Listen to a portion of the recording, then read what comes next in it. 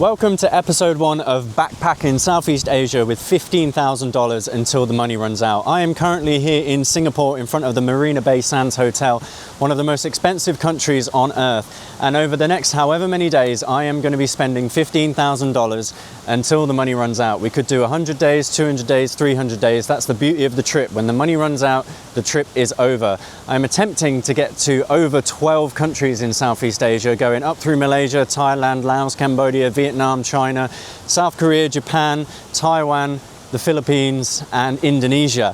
So join me for a day around Singapore as I break down how much money I have spent so far to get to Singapore, because I didn't magically spawn here. Over the last 2 years, I have been living and working in Melbourne as a Jaguar Land Rover vehicle technician, which has allowed me to save this money. So I don't want to hear, oh, it's daddy's money, he's got a trust fund. That is definitely not the case.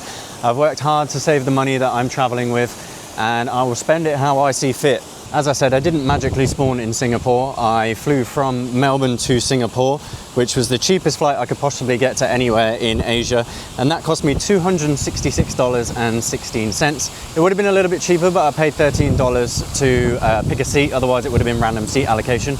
And if it's anything like the UK Airlines, random seat allocation always puts you in the middle, so I didn't particularly want that, especially on an 8-hour flight. The next thing I bought was travel vaccinations. Now, Southeast Asia has a lot of different viruses and all kinds of stuff going around, so I decided to get the rabies vaccination, especially because I love dogs and I'll probably want to stroke some of the stray dogs. But that was $170 per dose, and I also got a typhoid vaccine, which I think was $107. So my vaccine total came to $617, which is obviously a significant amount of money. But rabies is fatal, so it's the cost of your life at the end of the day. So I don't think it's too bad. Next, I bought travel insurance, which is going to be an ongoing cost. It is $80.44 every 4 weeks. So again, that is probably going to be one of the biggest costs over the trip. And I bought an eSIM, which was a 360-day plan, which has 20 gigs of data, which I'm probably going to have to upgrade as I go, because it's quite expensive. But that cost me $82.53. One night's accommodation in Singapore, I paid $38.77. And then at the airport, I paid $6.29 for a coffee, $16.99 for a meal deal, and $15 for a lasagna on the aeroplane. So that brings the total cost for day 1 to $1,123.18, which is obviously a huge amount of money, but it is the setup cost. So not every day is going to be like that, hopefully. Hopefully on day 2, my daily budget is estimated to be around $55 a day. But obviously not in Singapore, because it is one of the most expensive countries on earth. Although I haven't found it too bad so far, but I've not paid for any attractions just yet. So we could rack up some serious cash. Anyway, enough about money. Let's explore Singapore. As you probably saw, I was walking in front of the Marina Bay Sands Hotel and the Gardens by the Bay. I've just come across this big titty lady riding a chubby horse. So, some interesting statues in Singapore. Look at all the doggies.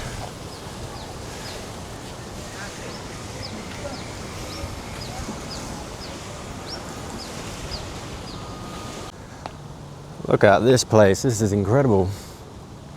I think you have to pay to go along the skywalks, but I think it's free, well, it was free to get in down below, because you can see all of the skywalks just up there. I think you have to pay to get up there. I'm not entirely sure how much it is, but we'll stick with the free one. Maybe when I come back at night time, I'll go to the paid one, because I think night time's where it's at in the Gardens by the Bay. These guys here are doing a photo shoot with all the dogs that we just saw earlier. No worries. Hiya. Hey. I'm currently making my way over to the famous Helix Bridge. I'm not entirely sure if you're allowed to walk across it without paying it. Everything seems to be behind a paywall. but we'll certainly find out. For some reason I thought the Helix Bridge was the giant bridge with the two hands, but that's actually in Da Nang, Vietnam, so this is severely underwhelming. But it's still a pretty cool place. Look at the view. Looks like they're doing some construction work down there. I wonder what's going to be next on the waterfront in Singapore. My first night's accommodation in Singapore was less than ideal. It was proper grotty in there, and it was right by a main road, so it was really loud. But there was like 20 beds in the room, and I didn't see a single person, so that was at least something.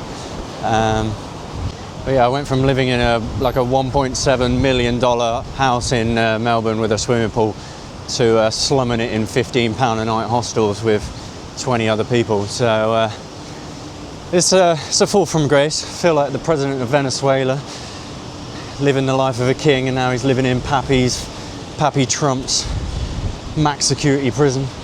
Just went into a shopping mall for some lunch, had some really spicy fried chicken. Even though I clicked the normal level of spice, it was quite spicy. My lips were tingling, and then shortly after, as Marshall would say, I had to release a chocolate hostage. So I went to the toilets. There was only 2 cubicles. I walked into one and it was a squat toilet, and I literally thought, shit. But then luckily the cubicle next to it was a disabled one. So luckily for my Western ass, I was able to sit on a proper toilet. So it's about 1 o'clock now, so I'm about to start heading towards my hostel. I dropped my bag off there earlier, but I wasn't allowed to check in because it was like 9 o'clock in the morning. So I'm going to head there now to check in, chill out in the room for a little bit, and then I think I'm going to come out at night time and explore Singapore properly, because I think Singapore is very much a nighttime city. It's a lot cooler, and everything lights up, especially around the gardens of the bay. And I think they do like a light show there, so I might go and try and see that. Went back to my hostel to shower and change. I didn't film anything because there was one of the girls was in my room. I booked into a 16-bed dorm, but really weirdly it was 12 beds and then 4 beds in a separate room, and luckily I've been put in the 4-bed. So that was a result. But I'm on my way back now to the Marina Bay Sands Hotel. As you can see, I'm going to try and get some food in there. And I might bite the bullet and pay the $20 for the observation deck, because there's a light show at the Gardens by the Bay that you can overlook. It's only 20 Singapore dollars, so it's not too bad.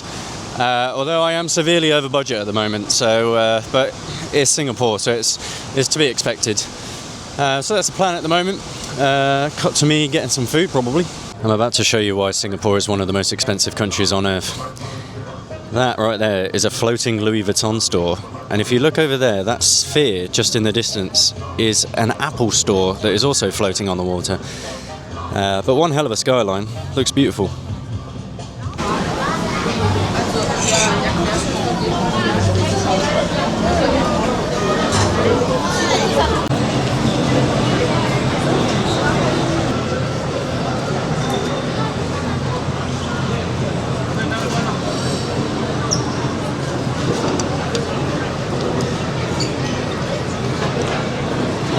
I can already tell this is going to give me the shits tonight. It's well spicy.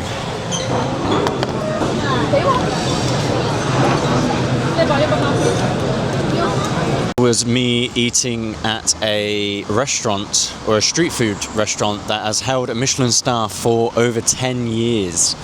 Does it deserve a Michelin star? I don't know, because I've never eaten at a Michelin star restaurant before. Do I think it deserves one? Probably not. It was alright. I mean, it was curry, chicken thigh curry ramen. It was pretty spicy. I also had a spicy lunch, which means I'm probably going to have a spicy bum hole in a hostel, which is going to be fun. So I'm just breaking myself in gently for Asia, obviously, because I'm going to be eating copious amounts of spicy food. So we might as well get started on day one, eh? Now we're going to climb all the way to the top of this building if we can, and hopefully see a light show at the Gardens by the Bay. Tickets to the Sky Deck were sold out today, womp womp, but we're not going to let that deter us. We're going to be down at the bottom. I think it might be better, so, and if not, we can come back tomorrow and try again for the Sky Deck, but let's see how we get on. Bit of a busy one still.